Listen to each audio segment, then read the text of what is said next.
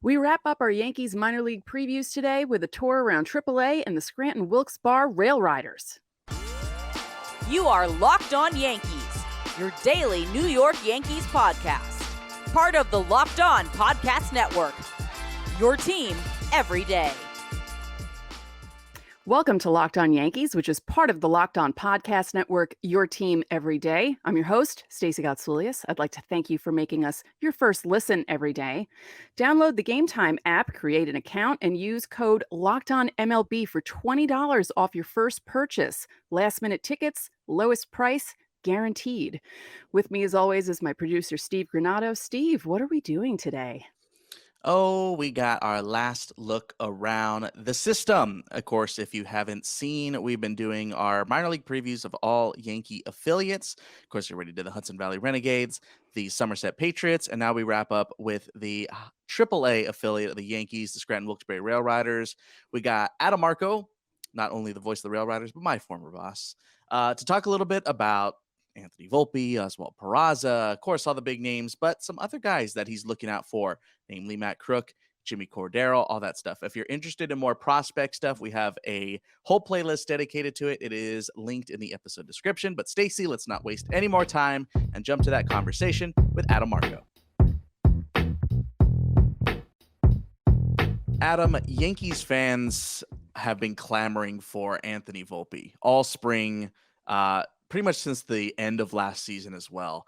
But I feel like a lot of people are forgetting about Oswald Peraza right now.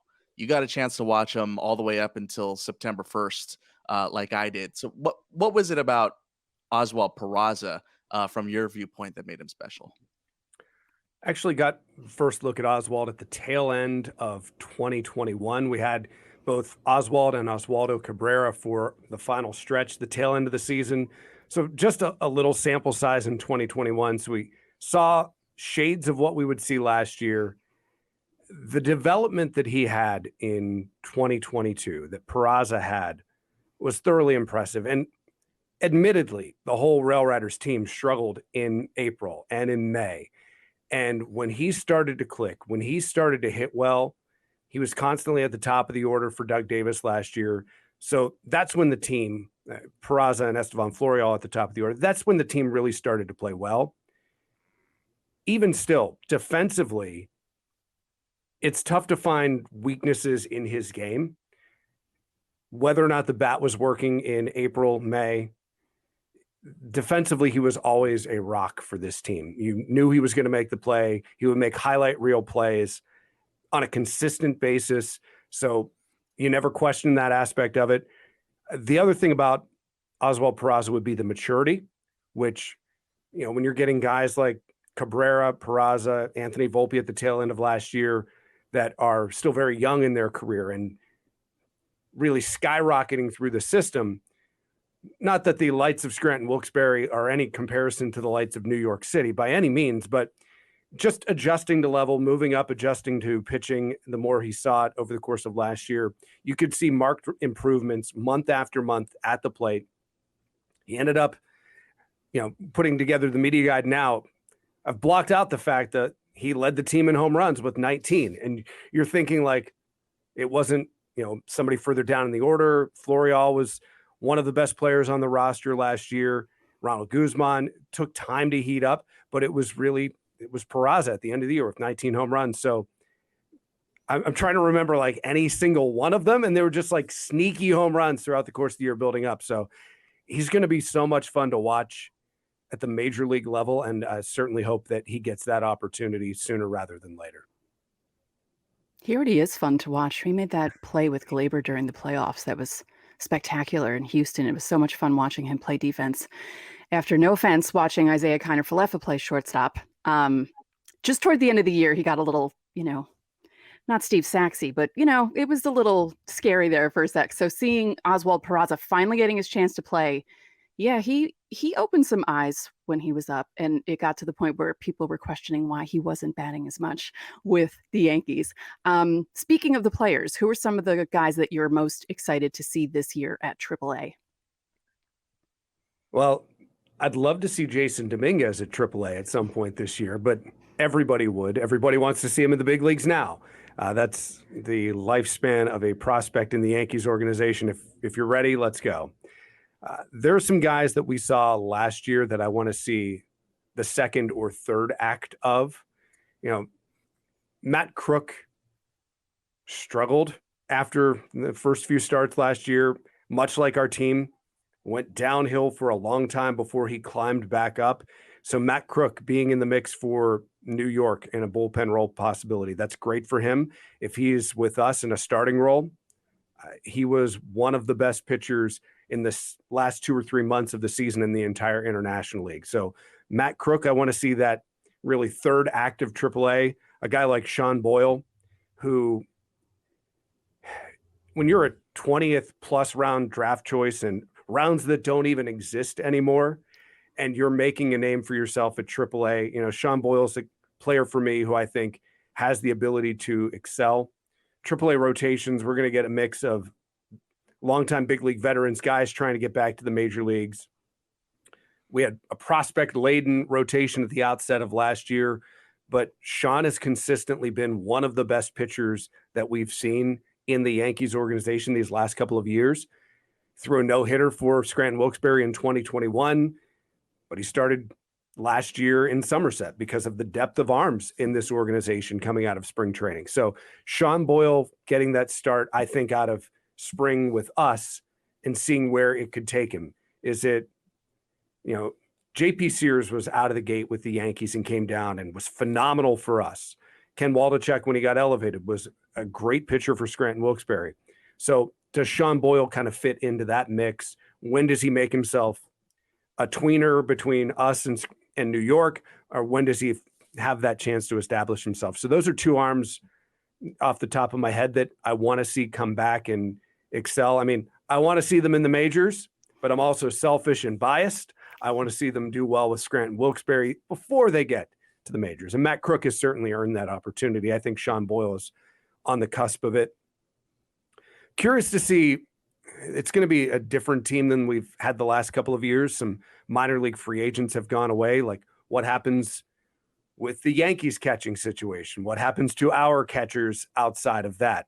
The Yankees don't have the security blanket of Rob Brantley in AAA that they've had the last couple of years.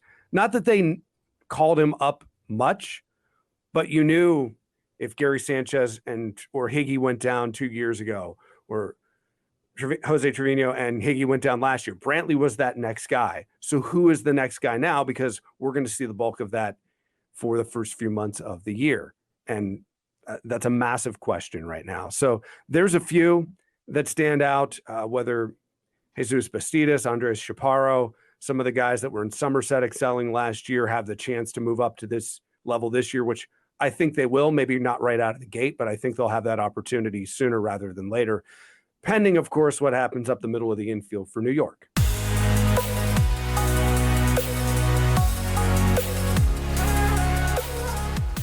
Buying tickets to your favorite events shouldn't be stressful. Gametime is the fast and easy way to buy tickets for all the sports, music, comedy, and theater near you. With killer deals on last-minute tickets and their best price guarantee, you can stop stressing over the tickets and start getting hyped for the fun you'll have. You can get images of your seat before you buy them, so you know exactly what to expect when you arrive. You can buy your tickets in a matter of seconds. 2 taps on the app, and you're all set. Tickets are sent directly to your phone, so you never have to dig through your email. So snag the tickets without the stress with Gametime. Download the Gametime app, create an account, and use code LOCKEDONMLB for $20 off your first purchase. Terms apply. Again, create an account and redeem code LOCKEDONMLB for $20 off. Download Gametime today. Last-minute tickets, lowest price, guaranteed.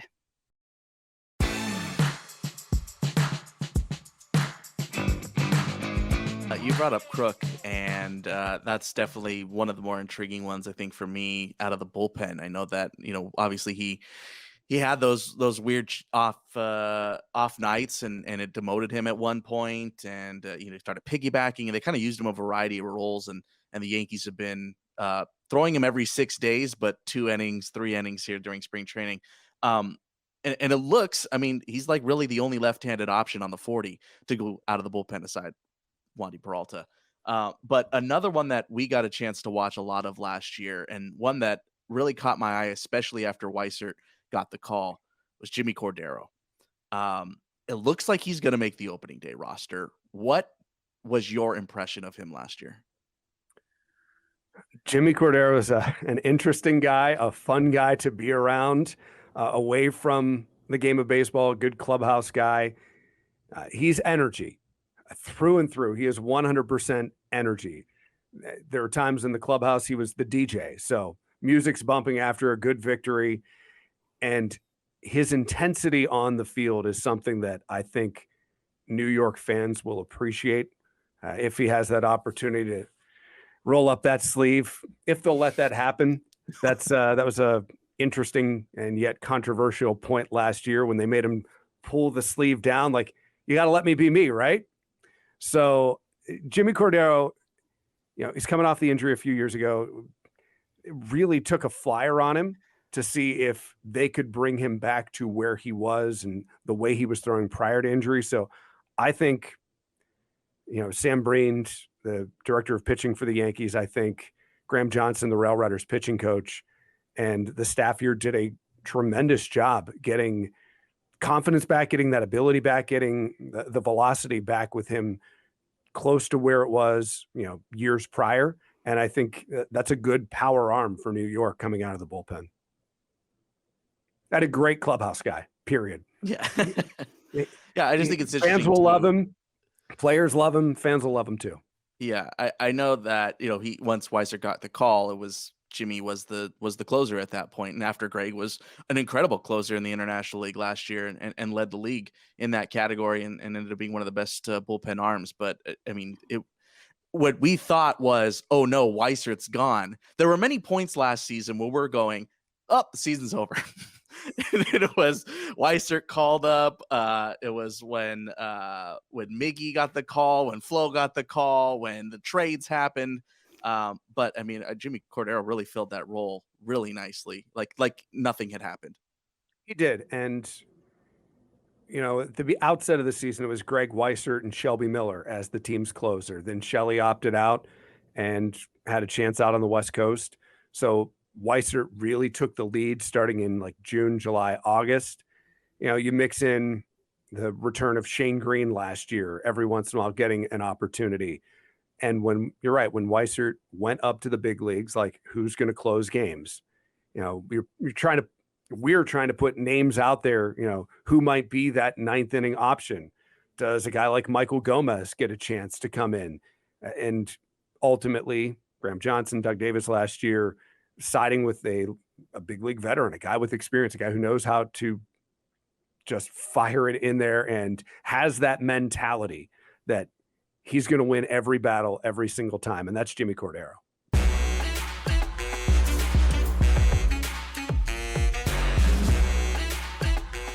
The tournament is heating up, and now is the perfect time to download FanDuel, America's #1 sportsbook, because new customers get a no-sweat first bet up to $1,000. That's bonus bets back if your first bet doesn't win. Just download the FanDuel Sportsbook app. It's safe, secure, and super easy to use. Then you can bet on everything from the money line to point scorers and threes drained. Plus, FanDuel even lets you combine your bets for a chance at a bigger payout with a same-game parlay.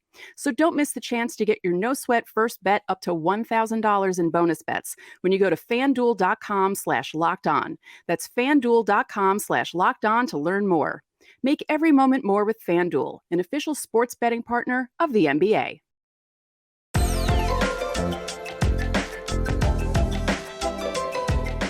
Doug Davis as the manager the last few years. Shelley Duncan is the new skipper. How has that relationship been so far, and what do you think he brings to the table? And one more add-on, does he still do forearm bashing, or is he done with that?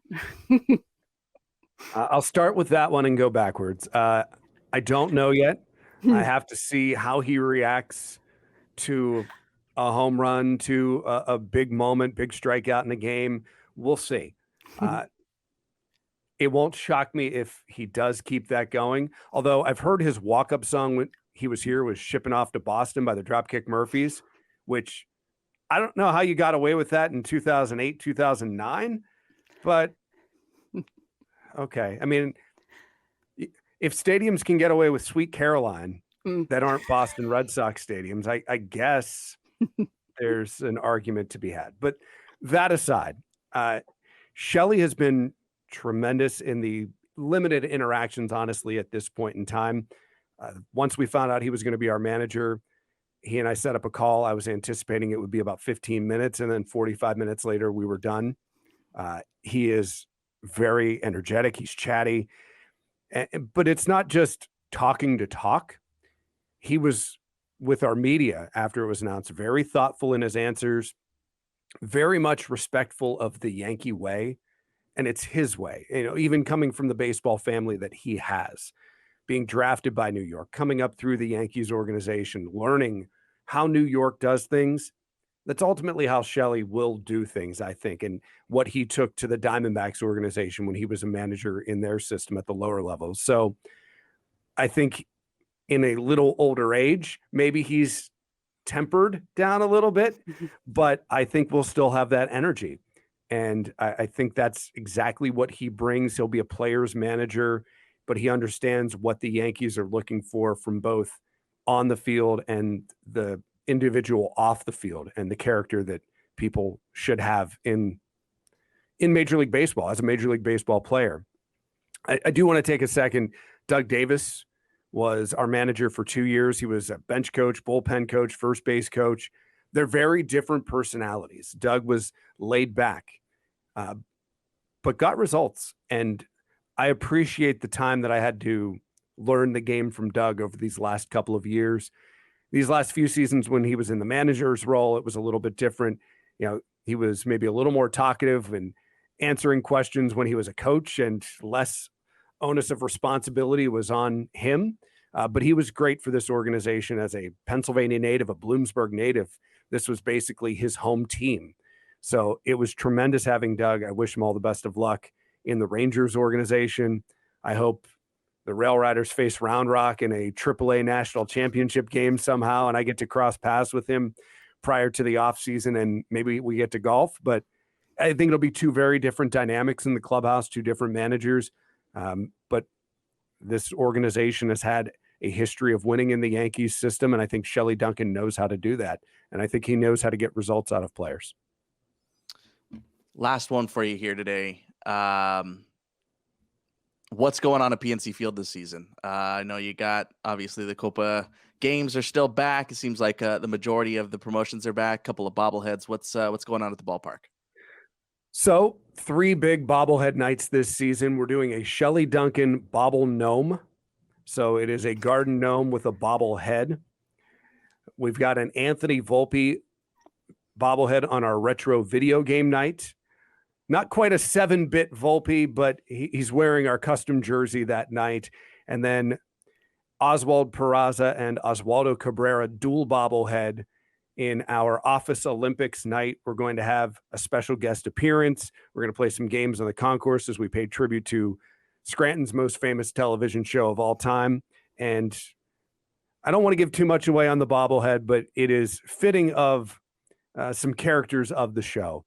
It will unveil the design a little bit closer to that day. But those are the big nights coming up in June, July, and August. Copa de la Diversión. We've got 4 Copa de la Diversión games this season, starting in May and going through August. We've got a bunch of great giveaways. Anybody in the area who's interested in learning more can see our full promotional schedule at SWBRailRiders.com. Best place to buy tickets is our website as well. And shameless self-plug, you can also listen to our games on the website, SWBRailRiders.com. Awesome. If I were anywhere closer, I'd be there. It's a little bit of a journey for me. Adam Marco, voice of the RailRiders, thanks so much for joining us. You will be linked in the episode description, but thanks for taking out the time out today, man. It has been a pleasure. Thank you for having me. Many thanks again to Adam Marco for joining us here on Locked On Yankees. Love talking RailRiders, near and dear to my heart. Love PNC Field. Love Scranton Wilkes-Barre. It's always a good time. And I know you've been there too. Yes, my brother and I saw Michael Pineda make a rehab start in 2014, and it was a special night. It was the Trolley Frogs promotion because they had a naming contest, and Trolley Frogs didn't win, but they had special shirts that night that were fluorescent green. And my brother still has that T-shirt nearly 10 years later, and he still wears That's it. awesome. I Mhm. love that. Yeah, I got a million RailRider shirts at this point. Like I'm swimming. But yeah, I love it out there. If any Yankees fans haven't been out to Scranton to catch a game, I highly encourage it. Not only is it just a completely different vibe, but you get to see some the stars of tomorrow. It's totally worth your time. Definitely, and it's really pretty. I will say that. I mean, I went 1 year after it was renovated, but it's really nice. They're big rocks, and it's just Yeah. it's pretty. Once those trees bloom in the outfield, it's gorgeous. It's Yeah. totally gorgeous. It's a great place to catch a ball game. So that's it for this episode of Locked On Yankees. Make sure to check out our Yankees 2023 preview playlist on YouTube. It's linked in the episode description with everything you could want to know about the start of the 2023 season. And coming up tomorrow, our fan mailbag episode. Send in your questions in the YouTube comments of this episode, and we'll answer them like we do every Friday. Thanks for making Locked On Yankees your first listen. For your second listen, check out Locked On Fantasy Baseball with Matt and Dom as they bring you the best fantasy draft strategies every day. Find it wherever you get your podcasts and on YouTube, part of the Locked On Podcast Network, your team every day. I'm Stacey Gotsoulias. We'll see you tomorrow.